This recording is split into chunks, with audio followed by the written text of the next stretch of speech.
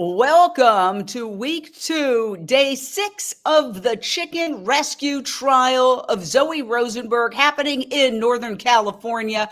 We're bringing you the very latest as Unchained TV has committed to cover this trial every single day, and it's expected to last 6 weeks. Fasten your seatbelts. It's going to be a bumpy ride. We have Renee King-Sonnen of a Rowdy Girl Sanctuary in Texas commenting. She's a former cattle rancher who turned her calf cow operation into a farmed sanctuary for rescued cows and other farmed animals. We also have Johnny Mora live at the courthouse in Sonoma County, California.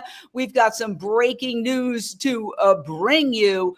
New information about the case. What you are watching right now is the alleged crime in action, which ironically, the defendant and her team videotaped themselves. So usually when somebody commits a crime or is accused of crimes, they try to hide the evidence. In this case, in this upside down world, Zoe Rosenberg, the defendant with Direct Action Everywhere, an animal rights organization, actually videotaped her rescuing these chickens in order to showcase what's happening in industrialized animal agriculture. In just a couple of seconds, you will see her struggling right now to open that drawer where there are chickens. She took 4 chickens that she said were sick and suffering.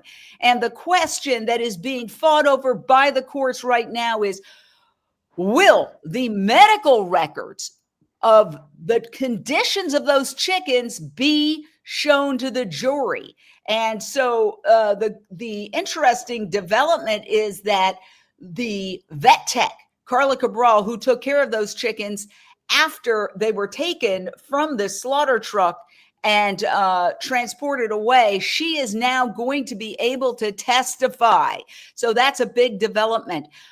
You can see Zoe Rosenberg right there taking out the 4 chickens. She faces up to 5 years behind bars for this act. She is also charged with conspiracy. And what's very interesting is that it was months after she actually rescued those 4 chickens that she was arrested. She was actually taking evidence of what she said was criminal animal cruelty to the sheriff's office. And when they called out her name, she thought initially they were asking her for the information so that they could do the investigation. But no, they were there to arrest Zoe Rosenberg, which she says is part of a pattern.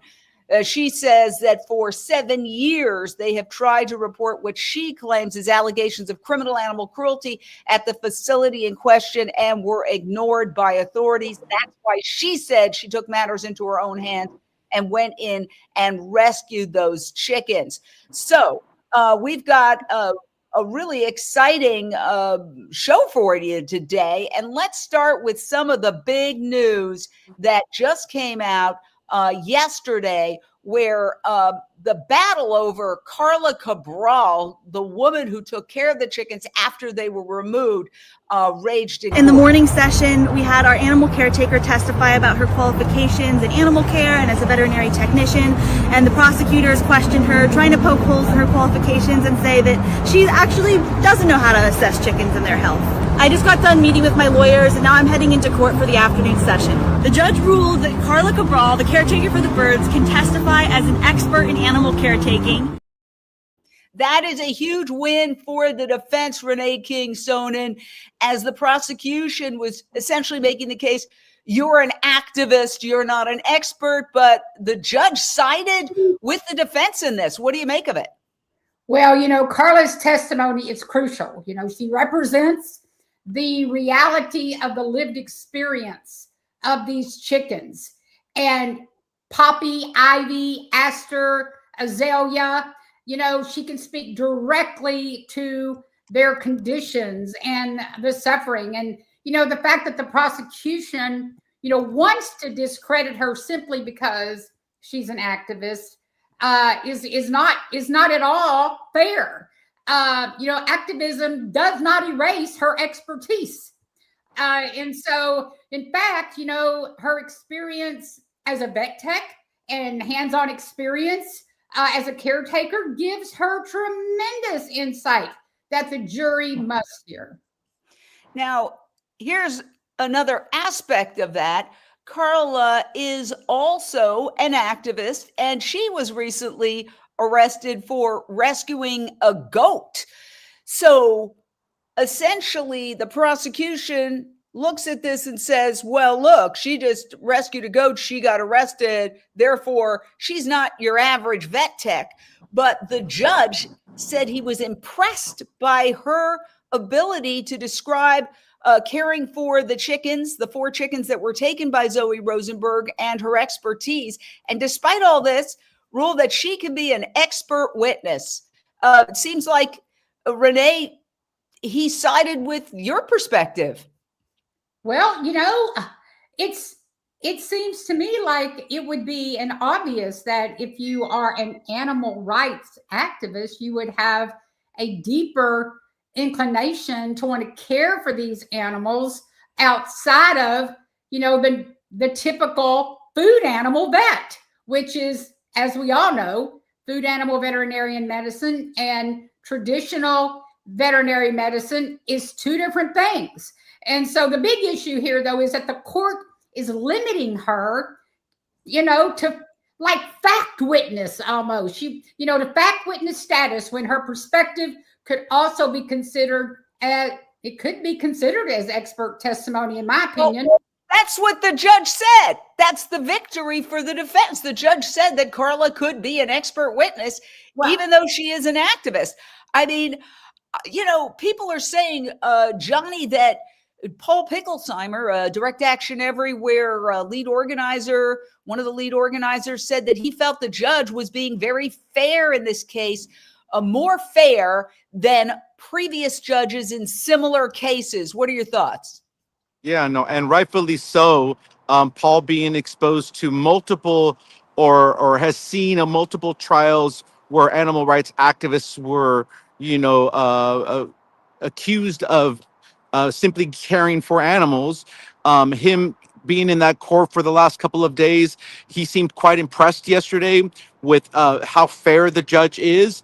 I think that what the prosecution's case is that it's somewhat of a conflict of interest, the fact that she's a vet tech and an animal rights activist. But I think that Paul made that observation that the judge was extremely fair, as he put it, and felt that Carla Cabral was a suitable witness.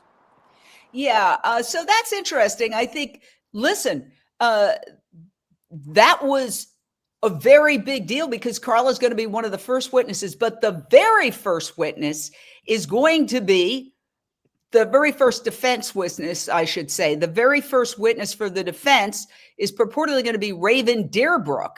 And Raven is also an activist who also wants to become an expert to essentially verify and document the documents that she got when she went into the facility several times and took pictures of what's called condemnation records. Now, the prosecution wants to keep those condemnation records out. Condemnation records are essentially how many birds that are taken into the slaughterhouse don't go into the food chain because they're sick. So they end up being condemned.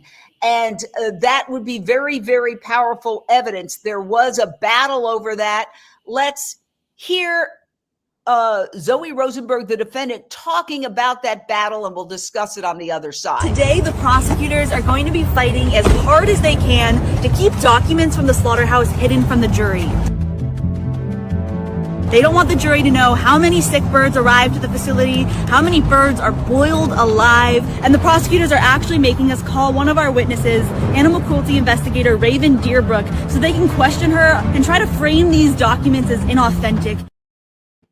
All right. So what do you make of the fact that there is this really intense battle, Renee, over whether Raven, who is a legendary animal rights activist and a slaughterhouse investigator who was perhaps most famous for infiltrating one of the largest pig slaughterhouses and actually videotaping the gas chambers in which the pigs are killed, risking her own life, coming very near to death. I actually interviewed her about that after she did that action, and it's kind of turned her into a legendary figure.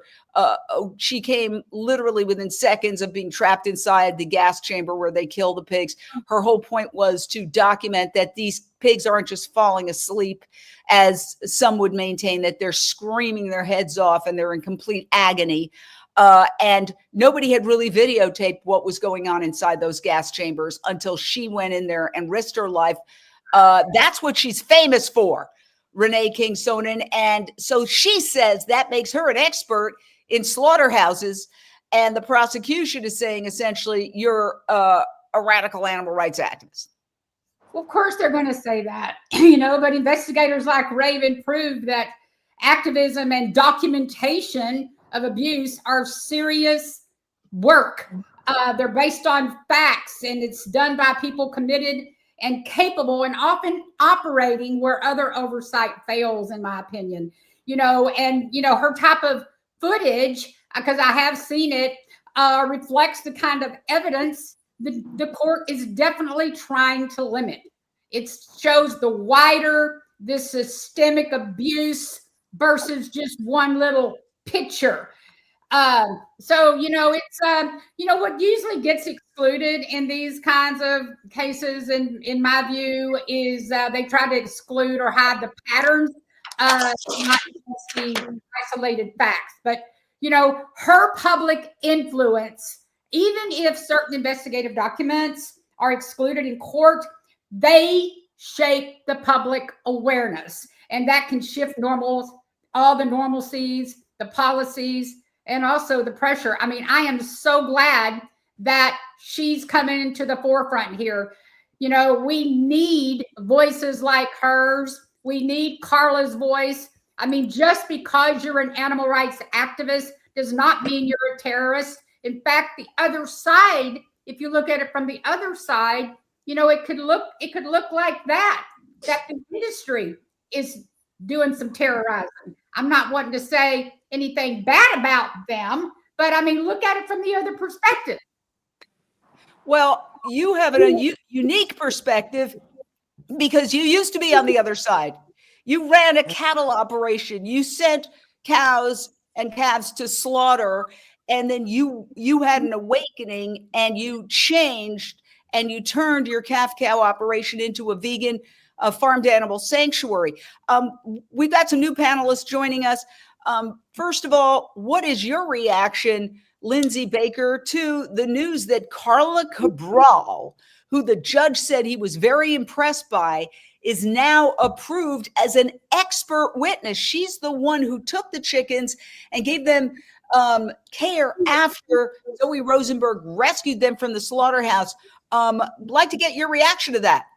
Well, I'm very pleased to hear that. I think that's a really positive outcome or consequence here, because it just shows me that maybe this judge is going to be a little bit more fair about it. And I think because Carla took care of these chickens, she has a unique perspective, not only being a vet assistant, but also being the caretaker for these animals and building that relationship like no one else, other than, I think nobody could speak about it better than her and Chloe, of course, and the others. But it's so great that she's going to be able to speak out. Yeah, and Paige, here she is, you know, in a recent open rescue of goats, and she was arrested for that. But nevertheless, that's not going to be a big issue in the trial, the judge said. She's been approved as an expert witness, and she can testify about the condition of the 4 chickens whom she cared for after they were rescued. Your thoughts? Well, first of all, my understanding following this trial is there's some of the evidence that's not allowed to be utilized. So this firsthand experience with the chickens coming from somebody who is in the field, and what I understand about a lot of the vet techs is they get experience, actually hands-on experience with animals. So this is good news for the case. This is excellent news because it will give firsthand experience with Carla's experience with the chickens firsthand. So, because apparently their conditions were less than desirable, they were suffering. So this is an opportunity for the truth to be part of this judgment trial. So, yeah, I think what you're saying is, if I can interpret, is you're saying, since so much of the video of conditions inside the facilities that supply the slaughterhouse, the facilities in the slaughterhouse will not be shown to the jury, that makes her testimony, having cared for the chickens that were rescued, that more important. She's got to basically tell the story. They say a picture is worth 1,000 words. So being able to describe it, Zoe will be able to describe it, and Carla will be able to describe the picture of the chickens. But the irony is that one image of the conditions inside would be worth all those 1,000 words, but it's those images are not going to be shown to the public. So let me show a few of those images and also offer the other side of this story. The company in question, Perdue, which owns Petaluma Poultry, has denied all of these allegations of cruelty and says, no cages or crates, freedom to express normal behavior, has a website, corporate.perduefarms.com/responsibility/animal-care, and has said that these allegations are false, that they have the highest standards of animal care, and they give birds space to roam, access to the outdoors, and that the claims of DXE are false and pushed by an extremist group, Direct Action Everywhere, with the ultimate goal of ending animal agriculture altogether and imposing a radical agenda. That's one side of the story. The other side of the story, as we talk, could be the conditions that Direct Action Everywhere says it documented inside Perdue facilities. Petaluma Farms is owned by Perdue. So let's take a look at some of those images that Direct Action Everywhere said they videotaped.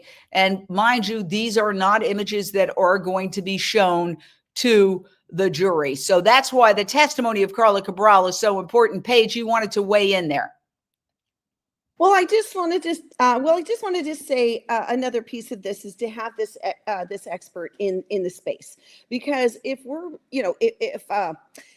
if folks who are trying to get the word out are painted as extremists, anyone who were able to see these photos would see those chickens do not look healthy, just from the eye, just from the human, basic person's eye. You don't have to be a veterinarian to look at that chicken.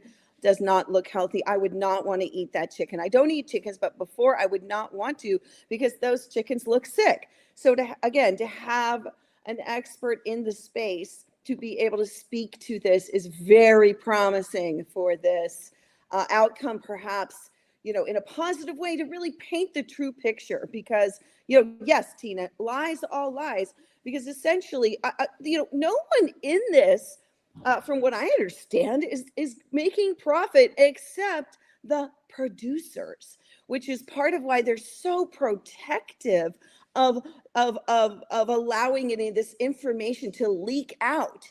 And this is leaked, it's out. And that's what, is what I understand. Zoe is fighting for her freedom and other people's freedom to get the truth out to the consumers who are paying top dollars for chickens that they don't know are lying on the death floor there, not looking healthy. And that's why, also, some chickens are condemned. And that is a big part of the story. That was a big part of the battle. Raven Deerbrook, as perhaps the first defense witness, took photographs of what she says are the condemnation records. And the big question is, are those condemnation records going to be allowed in, given that prosecutors say she was illegally inside that facility when she took those photos? So that is going to be a big, big battle, and it's complicated. So let's just play one more time what Zoe had to say about that. Today, the prosecutors are going to be fighting as hard as they can to keep documents from the slaughterhouse hidden from the jury. They don't want the jury to know how many sick birds arrived to the facility, how many birds are boiled alive, and the prosecutors are actually making us call one of our witnesses, animal cruelty investigator Raven Deerbrook, so they can question her and try to frame these documents as inauthentic. And again, we invite companies involved on any time. We would love to dialogue with you. So yes, the battle over how this facility is described, what picture is going to be painted in the jury's mind of this facility? Is it going to be what's described in the documents that the company itself produces? Or is it going to be what the defense is trying to show? That is the tug of war going on in court right now as jury selection continues. And we want to mention that while there were protests by Direct Action Everywhere, marches all this weekend in between the trial dates, people are up there for the duration of the trial, and they're doing things like marching during the weekend.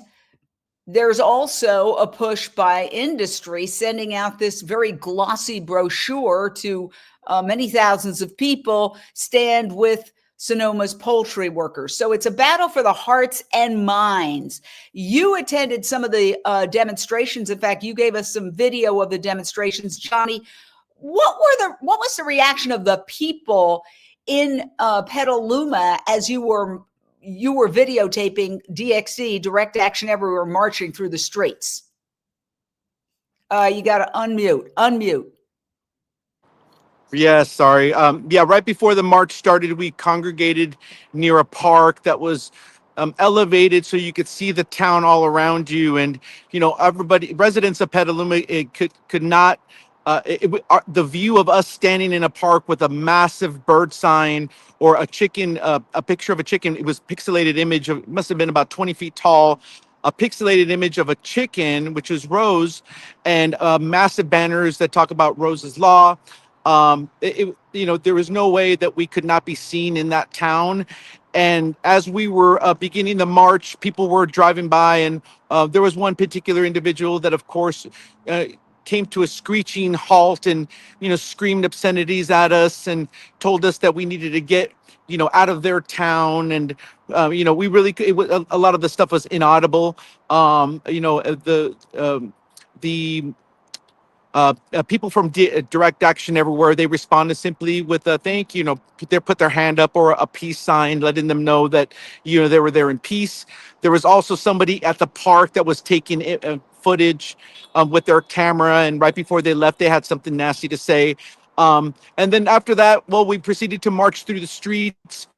We didn't, we walked through businesses, through the quaint little town there. No negative responses until we started to kind of get away from the old town area and started getting into the main highway walk, taking us to the Petaluma poultry slaughterhouse.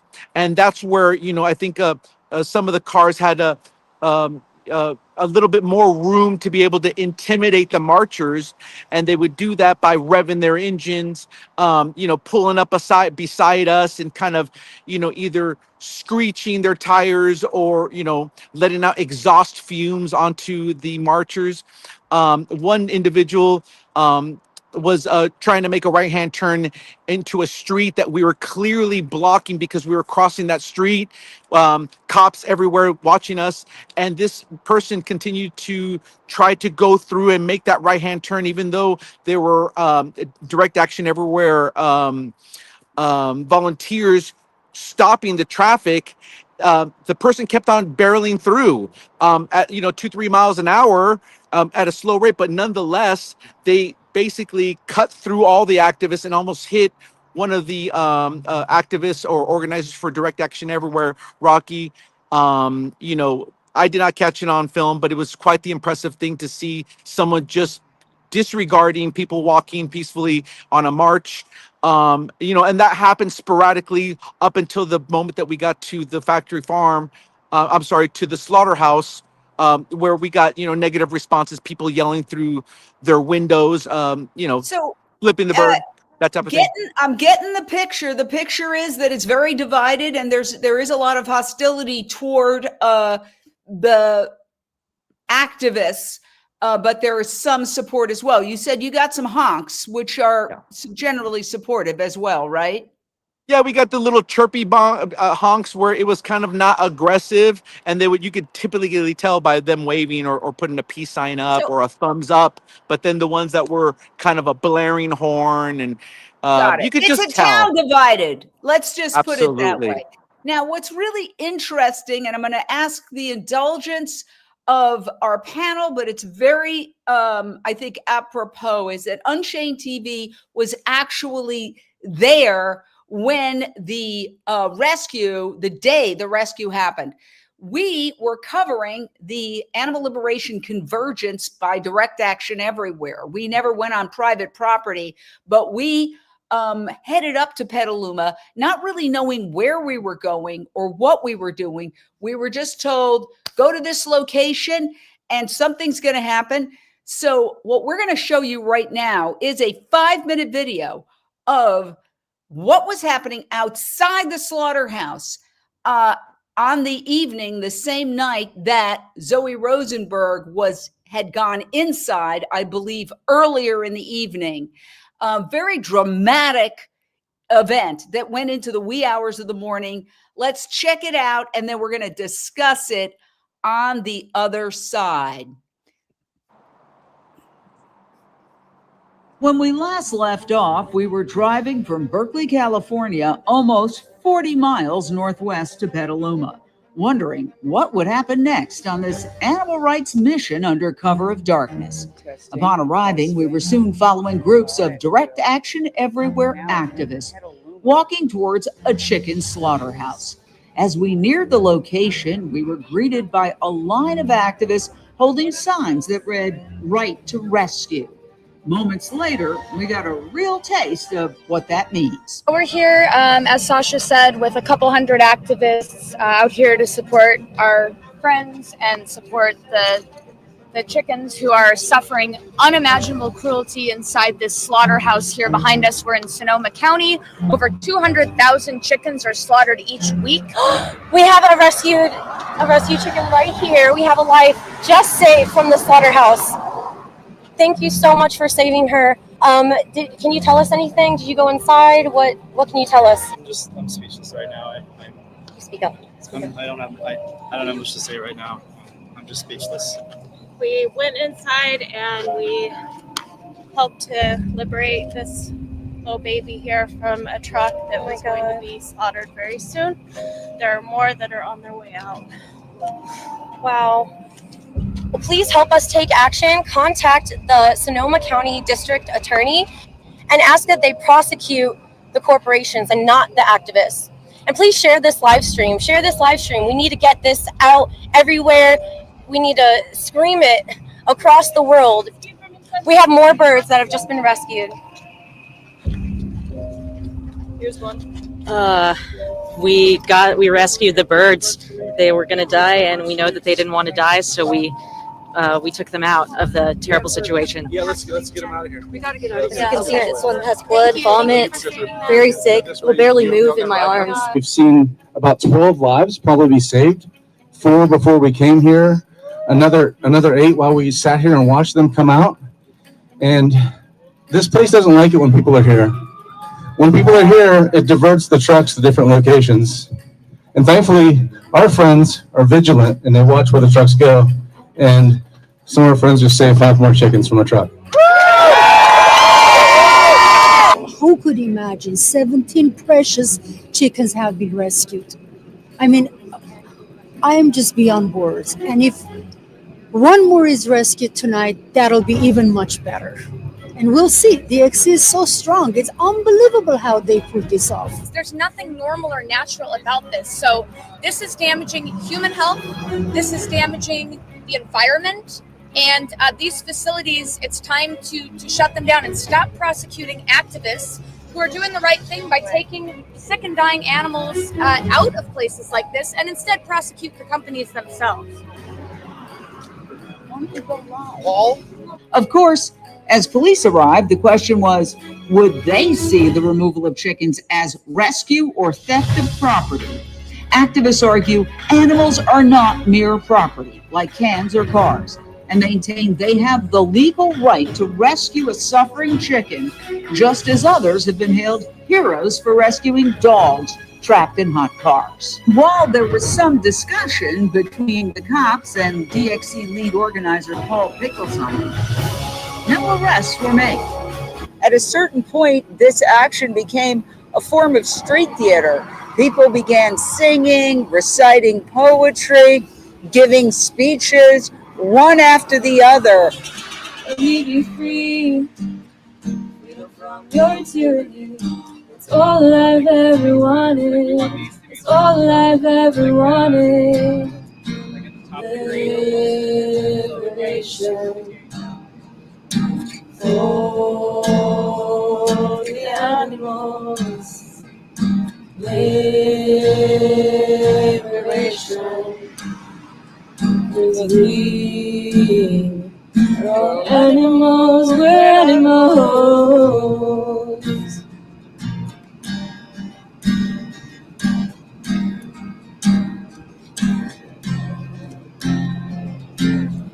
Go on, be brave. Go out there, make history. Justice to my life, love. Justice to the lives lost.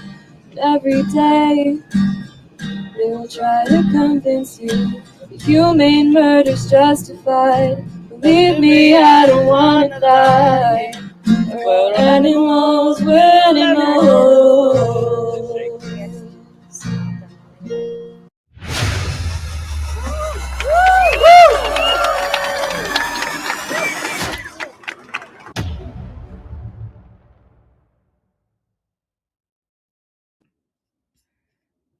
So there we have it. That was going on outside.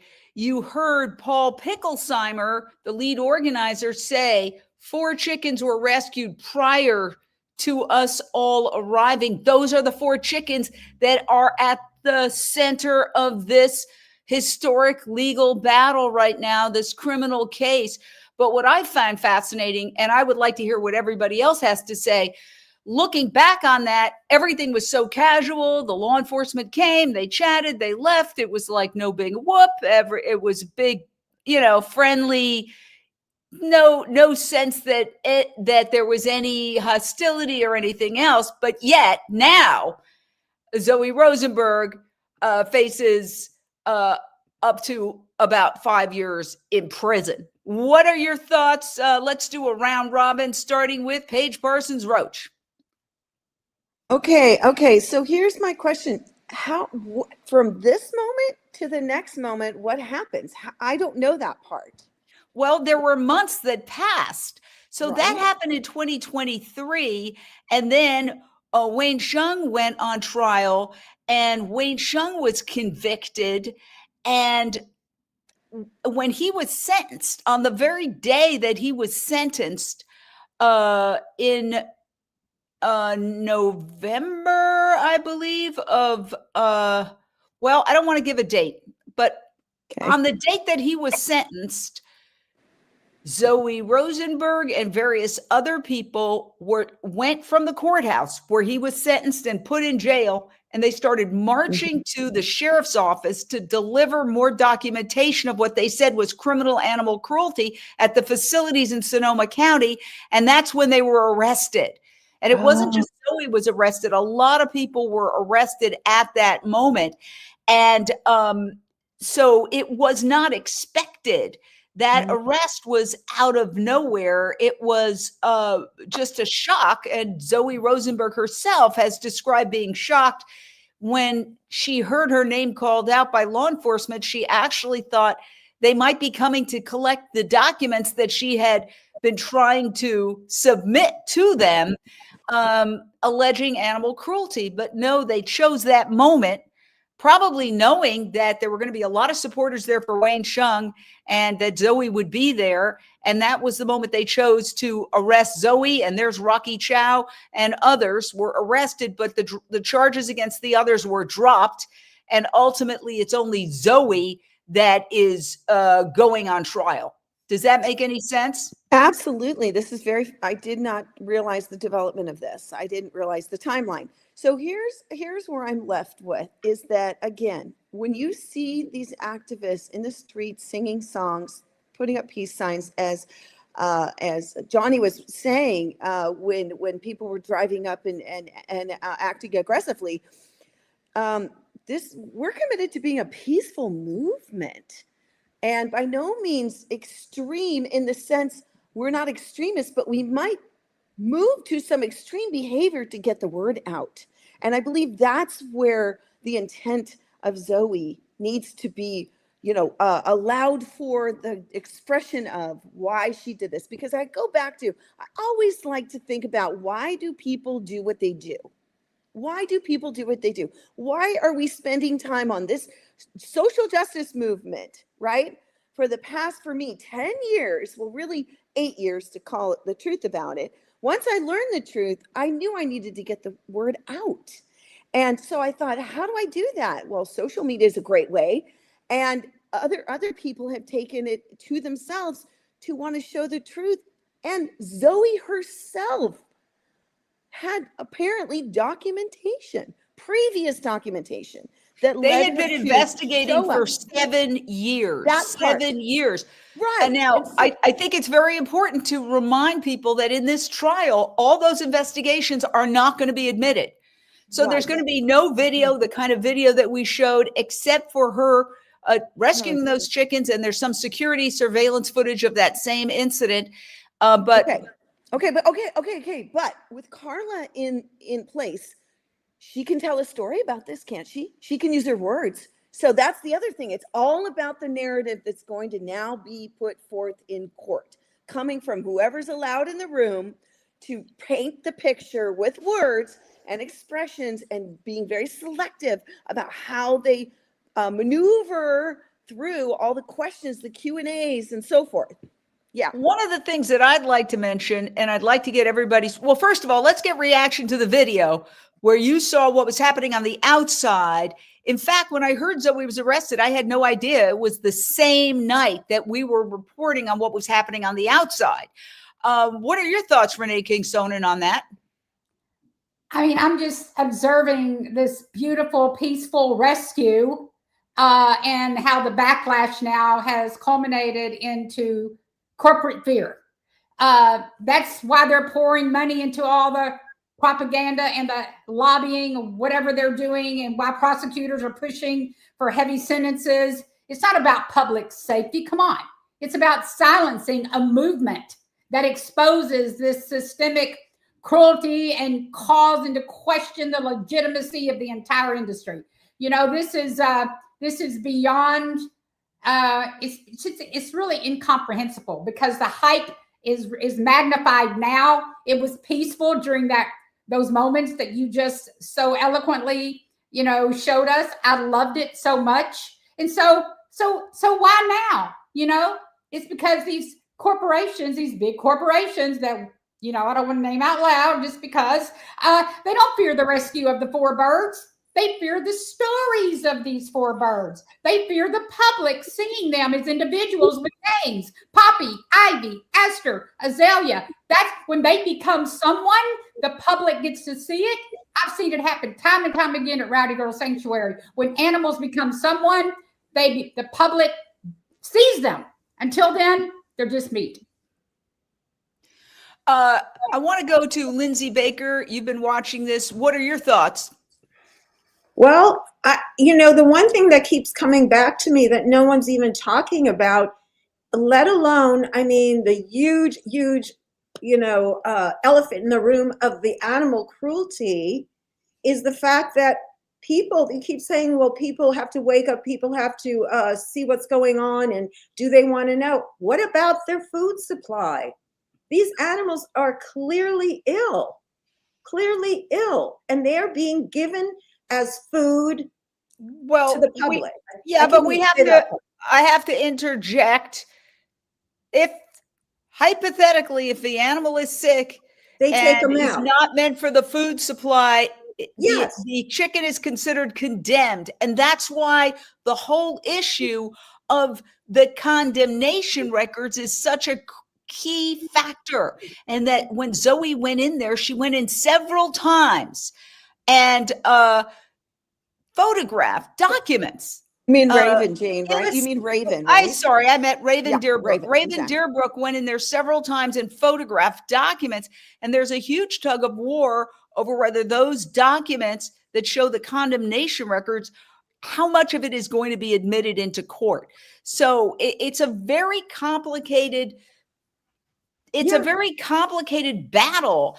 And, here's what Can I say just one more thing though, on that one point? Just because an animal doesn't have lacerations doesn't mean if they're in those conditions, then they are subject to the same diseases of the ones that have gotten sick. So I just want to make that one last point and I'll get off that. But I just think it's important. It's not just what they look like, but they're subjected to this and then individuals are eating them.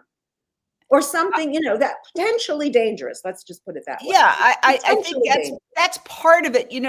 What I was thinking about last night, this came to me because the judge ruled that Zoe Rosenberg cannot use the necessity defense. And the necessity defense is basically, she felt she had a legal, moral justification for entering and taking these chickens because she had tried to report what she alleges is criminal animal cruelty for years and was ignored.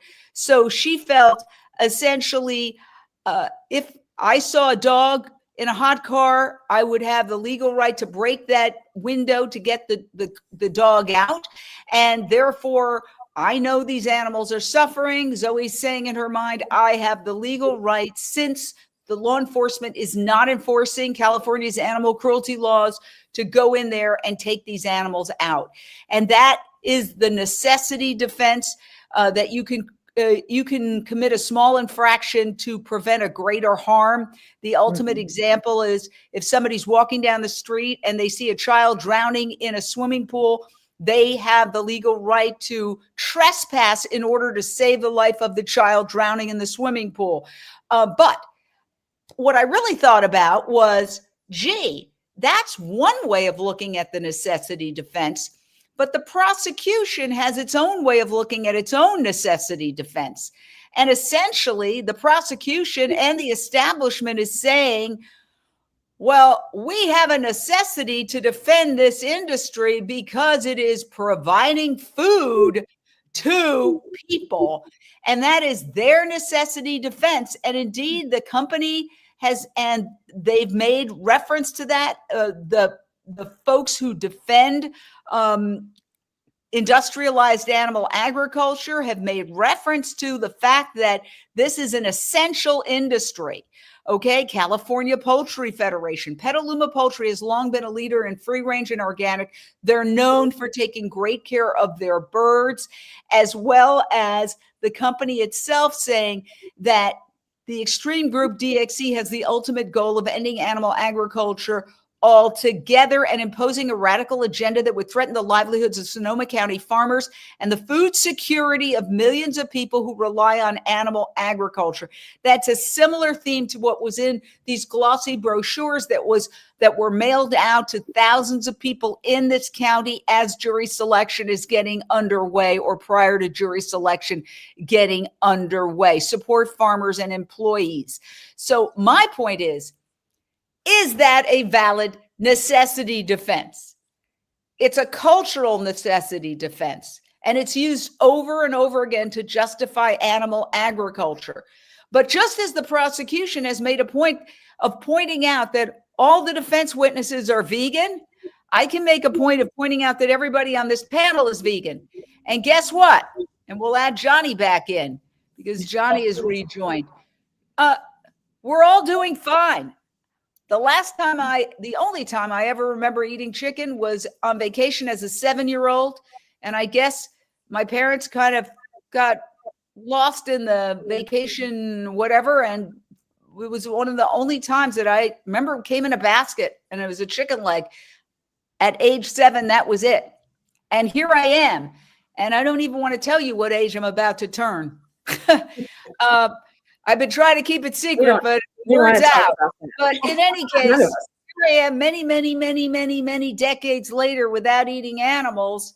And I'm doing just fine. And everybody here is doing just fine. So this idea that this is an absolutely essential industry. Indeed, it was labeled an essential industry during the COVID pandemic. It's not an essential industry. And I could say that unequivocally because millions of people are living without eating animals, and they have better health stats, according to books like the China Study and documentaries like The Game Changers. They have better health stats than heavy meat eaters. So I would like to get some thoughts on that. And let's round robin it. Renee. Well, I mean, I've been vegan now 10 years, and I haven't died of kwashiorkor, which is protein deficiency. In fact, nowhere that I've ever been in any hospital is there a department of protein deficiency like there is heart disease or diabetes. We don't hear of people having, dying of protein deficiency. If anything, we eat as a nation too much protein. So all of that again is big hype. Hundreds of thousands of dollars are spent to spin all the narrative around the way that all the food supply and how we should be eating and how much we should be eating of meat and cheese and eggs and nuts and all that. I mean, we are programmed and conditioned by the powers that be in these dairy associations, chicken associations, the cattle association. They pay for these studies, and I remember when they went after tofu, soy, we are lied to left and right. And I thrive. My husband and I thrive on a whole food, plant-based diet. We do just fine. I have more energy than I've ever had in my life. I'll be 68 my next birthday. There's no signs of me slowing down. When I look at people my age that I know or went to school with, I can't believe it. I just can't believe that changing the way you eat can change so much about the way you act, look, and feel. Yeah. So I think if nothing else, because the reason I feel very empowered to say this is that looking at the notes, the prosecution is asking witnesses for the defense if they're vegan. Now, you could say the same thing. There are panels where every single person on a panel on a major network is a carnivore, right? They're eating animals. So to bring that up opens the door, as they would say in a criminal trial, for us to be able to talk about the fact that it's not an essential industry. If anything, it's a leading cause of climate change and therefore potentially posing a massive risk to the entire human species, Paige Parsons Roach. Okay, so let me just make sure I got this correct, because I just want to back up a second. So you're saying they actually asked who? If they were vegan? What? They asked the witnesses for the defense if they're vegan. What? That seems like, what lifestyle choice are you, what religion you are? Like, that doesn't seem pertinent. Well, that wasn't in front of the jury. So I think that is something that was discussed, and I don't believe that they're going to be able to ask that in front of the jury. But the fact is that the prosecution has tried to make this case that everybody, well, how could they be experts? They're vegans. It's prejudice. Oh my gosh. I want to jump in though. Okay. We've got Paul Picklesheimer here. I think that's discrimination. That's what I'm saying. Okay. Well, maybe Paul, you can clarify. Correct me if I'm wrong, because I'm not inside the court. Were prosecutors asking potential defense witnesses, if they're vegan? Oh yeah, definitely. They're gonna ask everybody that. Uh-oh, we got some bad audio. What I'm going to do is remove you very quickly. Tell them to jump back on and we'll come back. But you heard that, guys. You heard that, yes, they were asking they were asking defense witnesses if they were vegan. Okay, they should have asked also, are you carnivores? Because if you ask me, then you have a fair playing ground, because if they're carnivores, then they have a vested interest. So to me, that doesn't seem fair. I think they need to throw that question out and let people be vegetarians and vegans. It's definitely trending upwards. So, okay, Jane's on the phone. I wonder if they could throw out that question. They should allow the jury to eat what they want. That does not seem fair. That incites me. I'm frustrated by that part. Look, you could even ask jurors, and I don't think it's fair, but if you're going to be doing that, then ask jurors, are they vegan or are they carnivores? You could try to have people thrown off the jury for being meat eaters. Or you could demand that the jury is half and half, so it's completely fair. I mean, if you want to be absurd, then we need half of the jury to be vegan so that it's a fair playing field, isn't it? There you go. Yeah. All right. So I think we might have Paul Picklesheimer back. Thank you, Paul. Let's hear you. Testing 1, 2. Yeah, we can kind of hear you, but Check Johnny, 1, I don't 2. think you're in the same place you were yesterday. Get back to where you were yesterday and come back to us. Jeez. Okay. You're not in the same place you were yesterday. Can you go? Your signal just went to you know what. So go back to where you were yesterday and rejoin us in 2 seconds. Thank you. Oh, Lordy. Okay. I'm going to remove him. We're going to talk about this. They're going to move just a couple of minutes. See, we're using, well, we have Wi-Fi, but it's tricky. Look, what we're doing here, covering this trial, would normally take millions of dollars and camera people and all sorts of technical directors. And we're doing it basically through our computers and our phones. So let's see one more time. Oh, my dear, Johnny, what's happening with you? Black screen. Okay. Sounds like he's dark. Okay, here we go. I'm going to remove him and we're going to get, we've got it. Thank you for waiting. Here we go. Thank you, sir. Okay, yay. So what is this about questioning jurors? Yeah, they've definitely asked the jurors or the witnesses if they're vegan or not. And the judge says he'll allow that because it speaks to our bias and our motive. But he won't allow the prosecutors to badger us like they did last time for Wayne's trial. So I think he'll make it on that. But yeah, Okay. All right. Well, I have to say I'm very sorry that just when we get a great guest, we have a bad signal. But all I could say is that you have confirmed for us that the prosecution was asking the defense witnesses if they were vegan or not.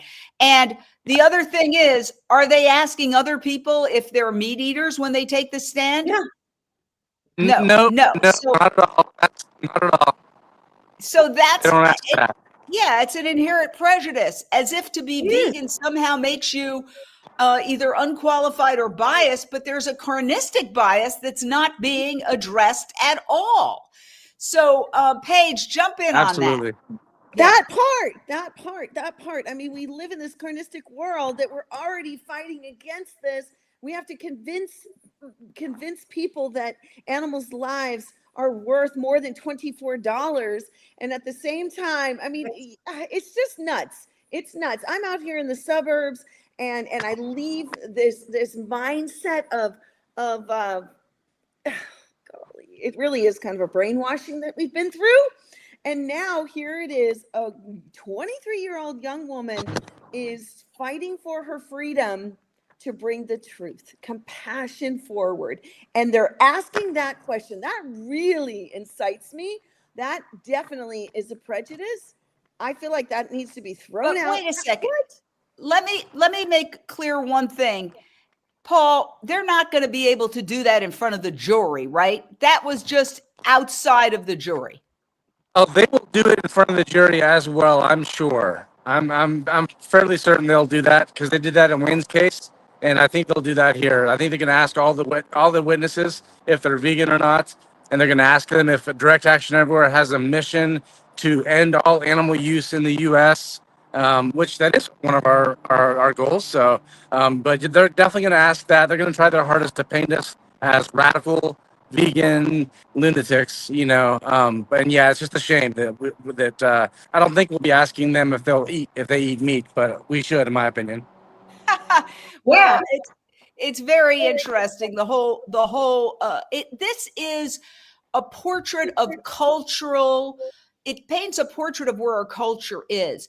And as I said this yesterday, I was watching this documentary about Victorian England, where on the West Side, all the polite ladies who were wealthy and making money off of their families were making money off the textile industry. On the East Side, they wanted nothing to do. They did not want any information about the horrific conditions that were literally just a short ride away from where they were living these pristine, beautiful lives. And that's why, the phrase "a tale of two cities," resonates. It was the best of times. It was the worst of times. And this documentary goes into the hellhole that the workers were living in, with no sewage, no even places to go to the bathroom, children covered in filth and muck. But to mention it was rude. To bring it up in a painting could get you shunned by polite society. So I was watching this and going, oh my gosh, it resonates so much with what's happening today, is that if you show what's happening, you are committing a faux pas, a cultural faux pas, and you are considered rude. And you are offending those who do not want to know what is happening in industrialized animal agriculture. Namely, there is no nice way to kill 80 plus billion animals every year. And so do you feel, and I, at the risk of, there's a little crackling, but you're making such good points, Paul, why this trial is so important? That this could, I do feel it's going to go down in history, but it's a cultural turning point, perhaps? I sure hope so. I think that needs to be a focal point. I don't know if it really will or not, but that's absolutely true what you say. We are shunned, whether that's, just getting, not feeling comfortable in our families' homes on Thanksgiving, or literally being threatened with prison like Zoe is. I think that's very important, and we've got to address that sooner than later. And I hope this trial serves as an opportunity to do that. Excellent. Well, I want to say we are so excited to have you, and do hope that you'll come back and comment throughout the trial.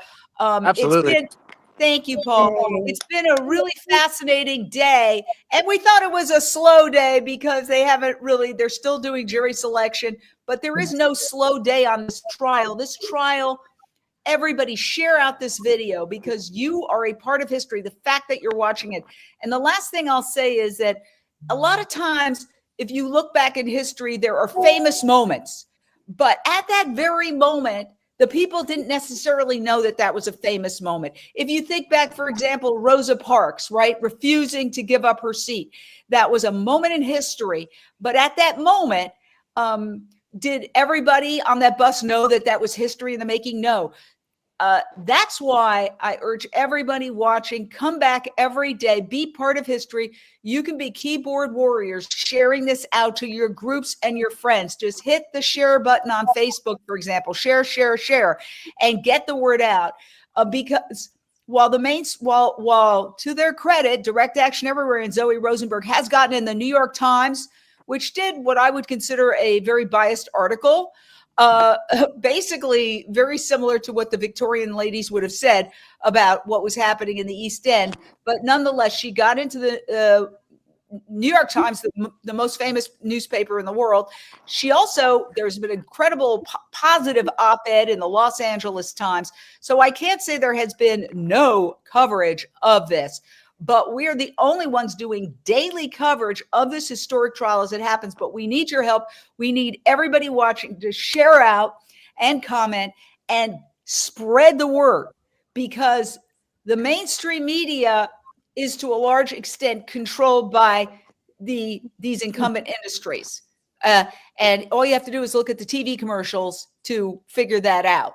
And so we're talking about fast food. We're talking about pharmaceuticals. We're talking about all these industries together that are the establishment.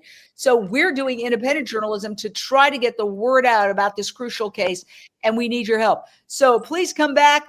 Do you know what time trial is starting tomorrow, Paul? Last question. There's no trial tomorrow. Oh, I meant Thursday. Sorry. On Thursday, I'm not positive. I'm Yeah. pretty sure that the judge has more jurors coming in at 1:30, but we'll find out today if he wants us to also come back at 11 a.m. to tie up some loose ends with the 402 hearings. So I'm Okay. not sure if it's 11 or 1:30, but yeah, right. All right. So when we find out, we'll post the time. We're going to go live either noon or more like 1:30 in that area. So thank you so much, everybody. We really appreciate our expert panel. Please come back. I know they have spent a lot of time working on all of this. So we really appreciate it. And we'll see you tomorrow.